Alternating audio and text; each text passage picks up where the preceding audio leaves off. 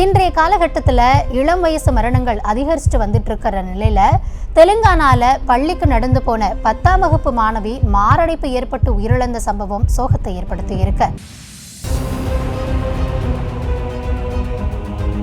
தெலுங்கானா மாநிலம் காமரெட்டி மாவட்டத்தில் இருக்கக்கூடிய சிங்கராயப்பள்ளி கிராமத்தை சேர்ந்தவங்க ஸ்ரீநிதி. 16 வயசான இவங்க அதே பகுதியில் இருக்கக்கூடிய தனியார் பள்ளியில 10ஆம் வகுப்பு படிச்சுட்டு வந்ததா சொல்லப்படுது. இந்த நிலையில எப்பவும் போல பள்ளிக்கு கிளம்பின மாணவி நடந்தே பள்ளிக்கு போயிருக்காங்க.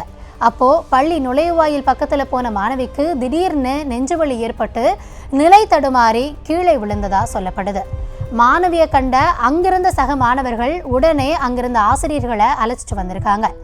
பதறி போய் ஓடி வந்த ஆசிரியர்களும் மயங்கி கிடந்த மாணவிய மயக்கத்துல இருந்து தட்டி எழுப்பினப்போ அசைவின்றி அவங்க அப்படியே கிடந்திருக்காங்க.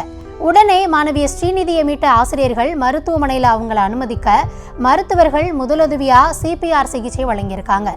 இருந்தாலும் மாணவியினுடைய உடல்நிலை மோசமான நிலையில இருந்ததால மருத்துவர்கள் வேறு மருத்துவமனைக்கு பரிந்துரைச்சிருக்காங்க. உடனே மேல் சிகிச்சைக்காக மாணவி மருத்துவர்கள் சொன்ன மருத்துவமனைக்கு கொண்டு செல்லப்பட்டாங்க. இந்த நிலையில அங்க மாணவி ஸ்ரீநிதியை பரிசோதனை செஞ்ச மருத்துவர்கள் மாணவி உயிரிழந்துட்டதா சொல்லியிருக்காங்க.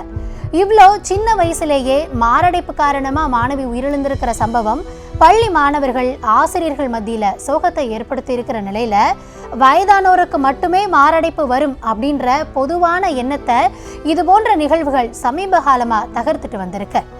இள வயதிலேயே இதயம் தொடர்பான நோய்கள் தாக்கி இருக்கிறவங்கள பெண்களும் சிறுவர்களுமே அடங்கியிருக்காங்க.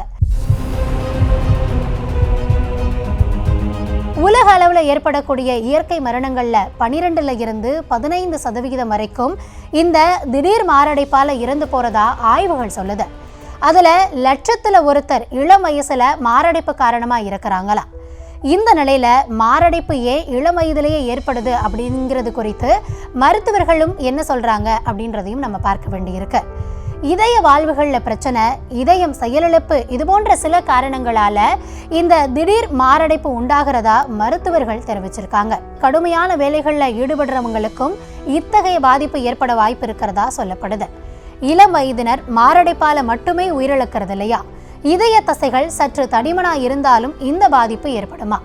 தசைகள் கடினமாக இருக்கிறதுனால இதயத்துல இருந்து வெளியே ரத்தம் செல்லக்கூடிய பாதையில அடைப்பு ஏற்பட்டு அதன் காரணமா மூளைக்கு செல்லக்கூடிய ரத்தம் சரியா செல்லாம உயிரிழப்பு ஏற்பட வாய்ப்பு இருக்கிறதா மருத்துவர்கள் தெரிவிச்சிருக்காங்க.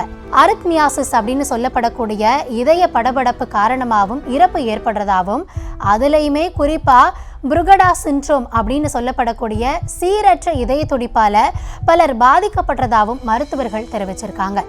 இது மட்டும் இல்லாம அதிகமா வறுத்த உணவு, கொழுப்பு மற்றும் இனிப்பு வகைகளை சாப்பிட்றதாலையும் உடல்ல கெட்ட கொலஸ்ட்ரால் அளவு அதிகமாகுதான்.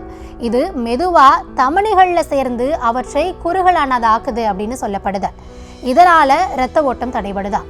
இரத்தம் இதயத்தை அடையாத போது மாரடைப்பு அல்லது பக்கவாதம் ஏற்படும் அபாயம் அதிகரிக்கிறதா மருத்துவர்கள் தெரிவிச்சிருக்காங்க.